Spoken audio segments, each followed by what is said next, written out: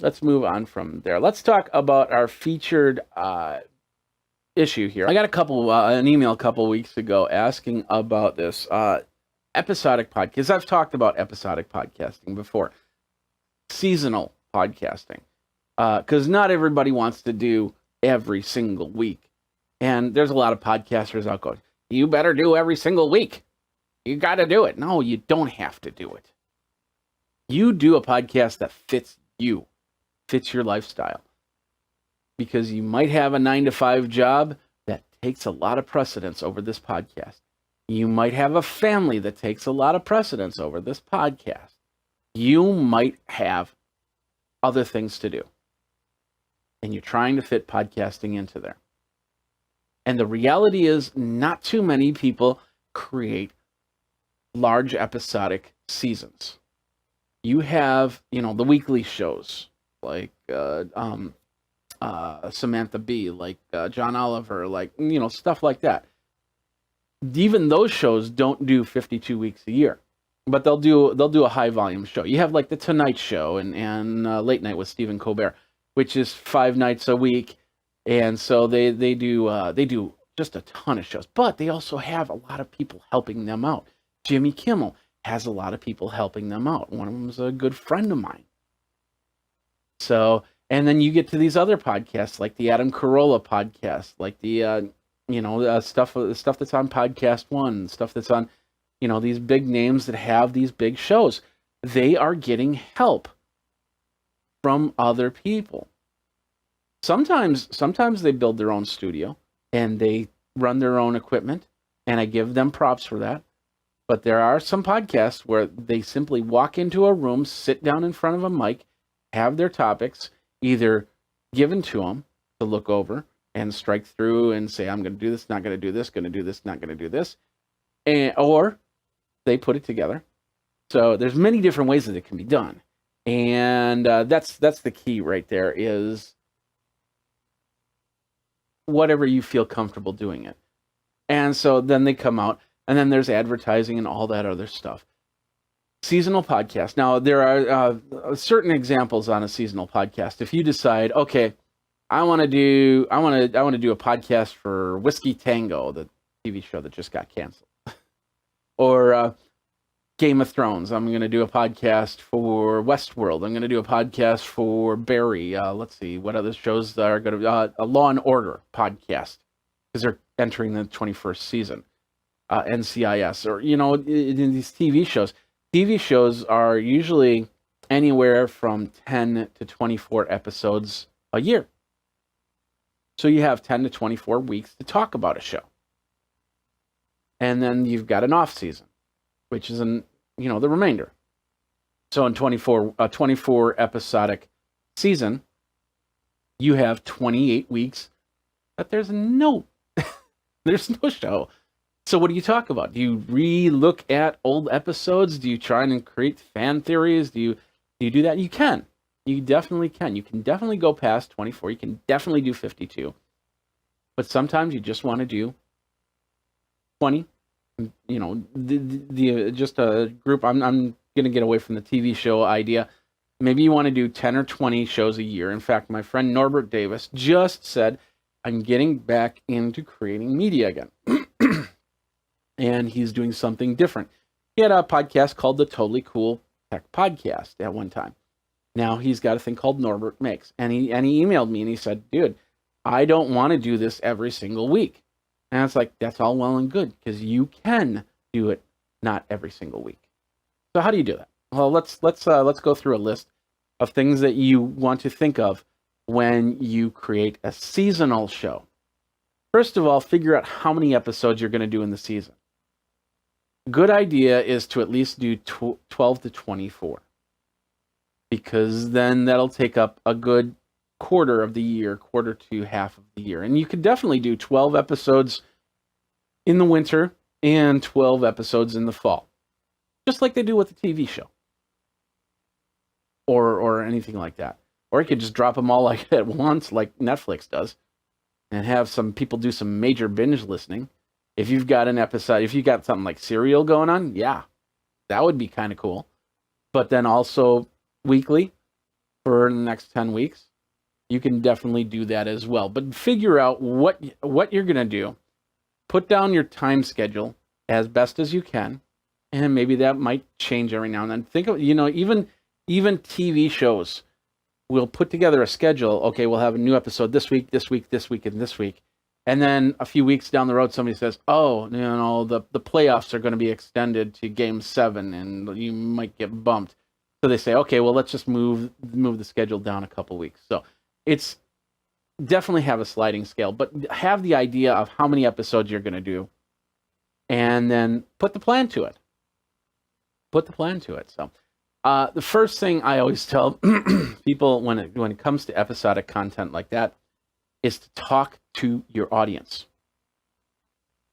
If you watch any of my shows like this, one thing I tell you is what my schedule is for the next few weeks. So I told you I'm going to Los Angeles this weekend, but next week I'll definitely have a show. In 2 weeks I won't have a show because I'll be in. I think that's when Infocom is, and then you get the idea. I'm planting thoughts in your head to say, okay, there's a show this week, maybe not next week. John Oliver watched last week tonight. It's a great show. And at the end of the episode, he says, we're off. We'll be back in 2 weeks if he's got a break, or that's the end of the season. We'll see in a couple weeks, whatever. But you definitely direct your people into where your shows are going to be. And that way they can catch. And that's the one really cool about taking a small break from your long form podcast is there are some podcasts where people are like 5 or 6 episodes behind. This gives them a chance to catch up.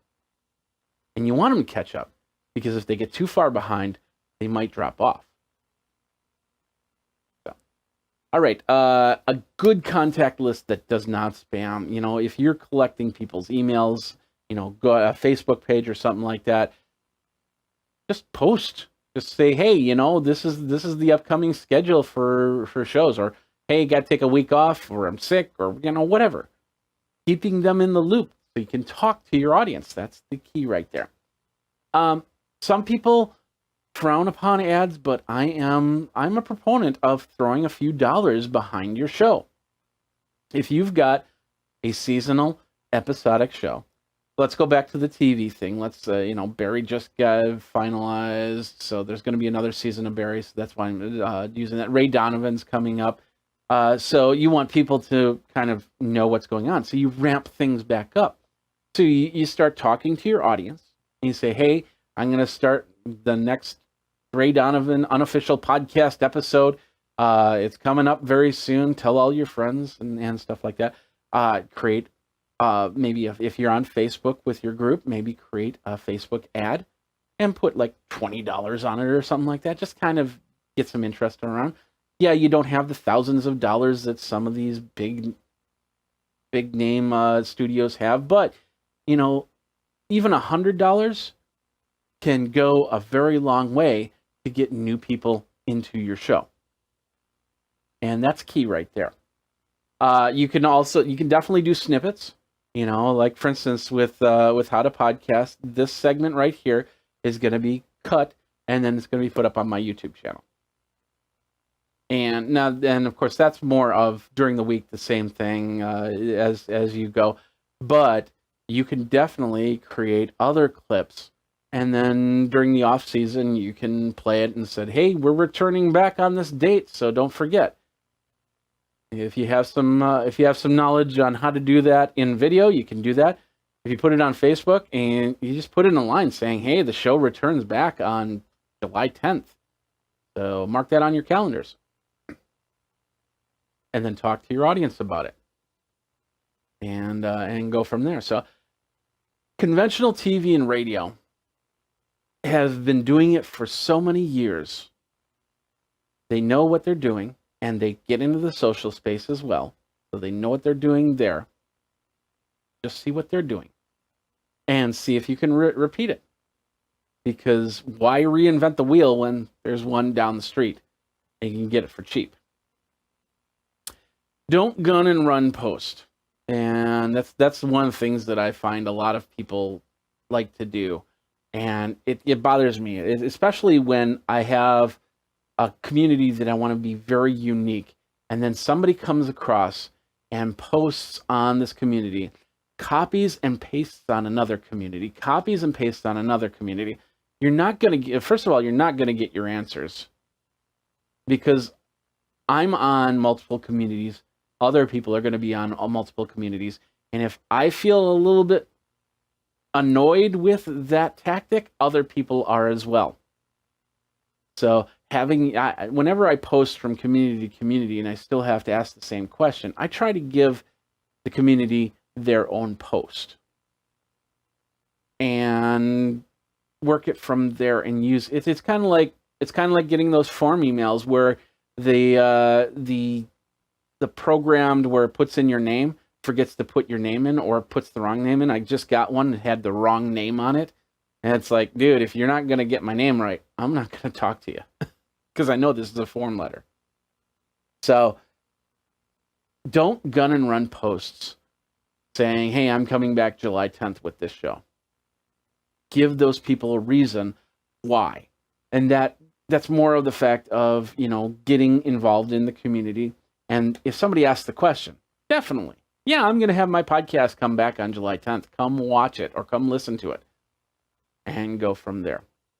Plan for guest appearances. The same thing. You can get on somebody else's podcast and talk about your podcast and when you're coming back. That's what The Tonight Show does. That's what Graham Norton does. That's what the whole idea of these talk shows is, to let people know that on July 10th, you've got a podcast coming back. So do it that way. Once again, follow what TV and radio is doing, because they've done it. They know what they're doing. And then finally, continue to talk with your audience. And, don't spam them, but talk with them. If somebody asks a question, talk to them. Don't say, and by the way, July 10th, my podcast comes back. No, you just basically get involved with them. They get involved with you, and then they'll know that July 10th, your podcast comes back. And they know that you're going to be doing 12 or 24 episodes. In fact, if you've got a website, this is another thing you can do.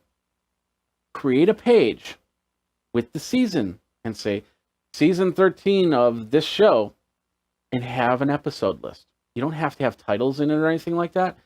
Give when you know the dates that you're going to do. And some people, if you go to IMDb, perfect example, go to IMDb, look up a show, go to the episodes, and then see the seasons. And it's going to say season 12. And then the shows that are aired, it's got links to them. The shows that haven't aired that they know of, they're going to tell you the dates that they're going to air. And then, of course, the rest of the numbers sometimes are going to be blank, because they don't even know the title of the show yet, or a working title. So do that on a website. Just create season 16 of whatever podcast, and then put down your episode number list. And then when you know that your dates, fill in your dates as you go.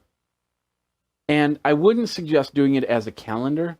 It's great to do it as a calendar, and it's great to have that as a side thing, but something that's more concrete, that somebody can just come up to a page, read a list, move on.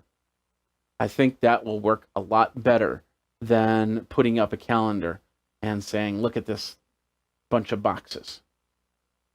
Because I know that annoys me a little bit.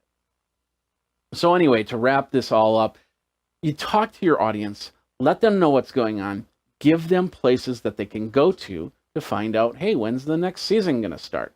July 10th. Okay, perfect. I'm there. I'll put it on my calendar. You can even have little links that says, add it to your calendar. Or, on Geekazine, I now have it where you can press a button and it says, would you like to know when the next article shows up? Yeah. And you might have that turned on your computer. You might not. But, when new articles show up, it comes up in the lower right-hand corner and says, hey, Geekazine just posted a new article. Go see it.